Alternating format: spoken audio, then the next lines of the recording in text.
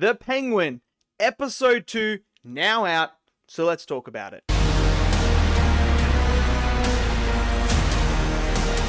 So episode 2 of The Penguin is now officially out for you guys to go and check out. Now, last week's episode was incredible. This was what I was expecting from the show. Great start. This brought HBO back to life again, where we get these shows from them that is just unbelievable. Going to episode 2, I was really excited. We didn't get it on Thursday. We got it on every Sunday now. So we had to wait a little bit more time, but it was worth it because episode 2 just carries on from where episode 1 left off with the high quality.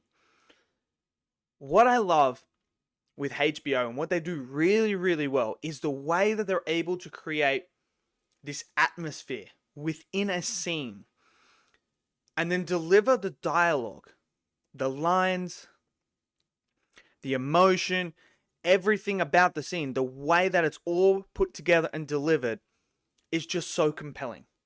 And that's where HBO are really, really good at when they do shows like this.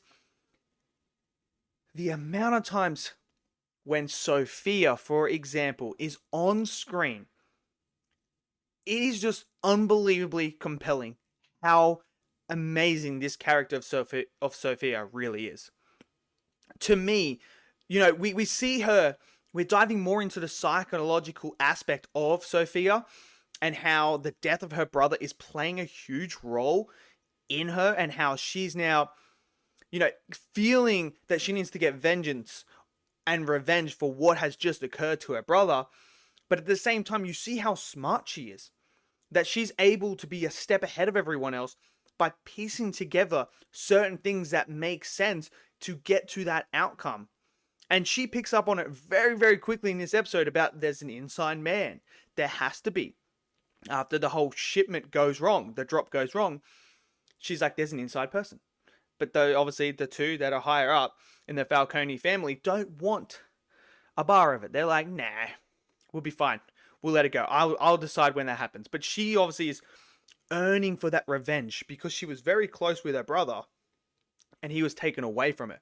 So I'm loving what they're doing with this character because you never know what she's going to do. Because she's just got out of Arkham, you can see how she's psychotic, but then you also see how everyone else is seeing her because of that and how it's weighing on her. There are scenes where no one wants to interact with her because of her past and what happened and how come she's in Arkham. They are trying to stay clear of her. And you can tell that's taking a toll on her, but it's also playing into that character. So Sophia is such a fantastic character, and I can't wait to see more of her moving forward because the ending of this episode, I'm so hyped for the next episode now.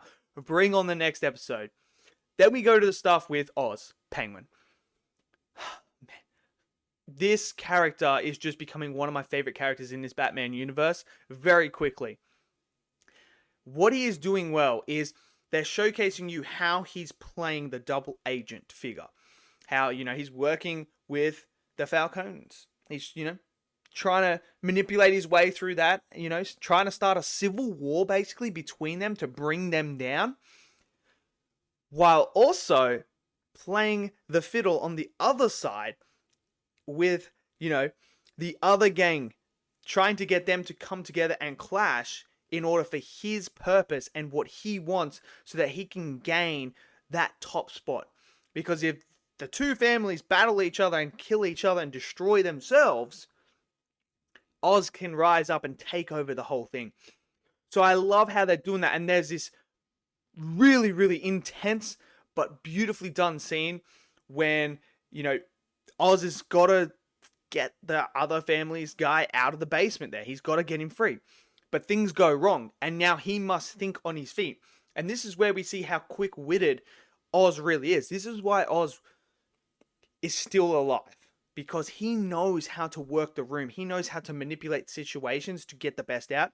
He's one of those characters that just knows what to say, when to do the right thing at the right time. And when because firstly, I thought, okay, he's starting this fight because he's going to plant it on this person because he's been trying to pull this person down. And obviously it hasn't gone the way that he wanted it to. but he is going to plant this. So that way he gets pulled down. That's one out of the way. We move on to the next one.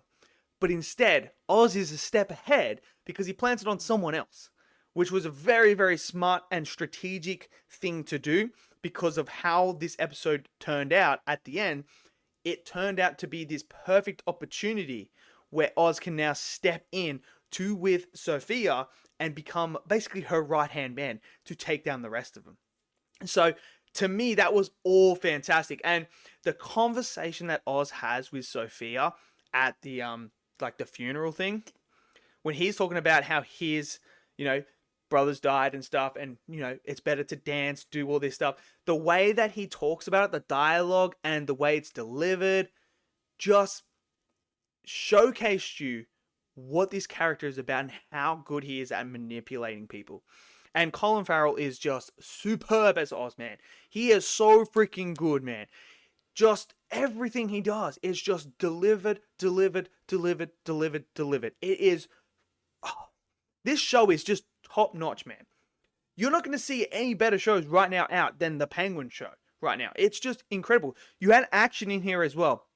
The opening stuff with the drug drop, that was incredible as well. You could feel the tension. You could feel when plans change that Oz is put in a situation where he wasn't supposed to be in. You see just the tension building up and how he has to now shift and improvise on the run. It's stuff like that that just makes this show incredible. And then you got the cinematography. This is a beautifully shot series, man. This just looks absolutely gorgeous. The way that they make you feel like it's Gotham, but the way that they make you feel like this is the underworld. This is the underworld of Gotham going head to head. This is the battle for that particular position within it. And you can feel the tension rising with each episode. And then you obviously have Victor in here as well.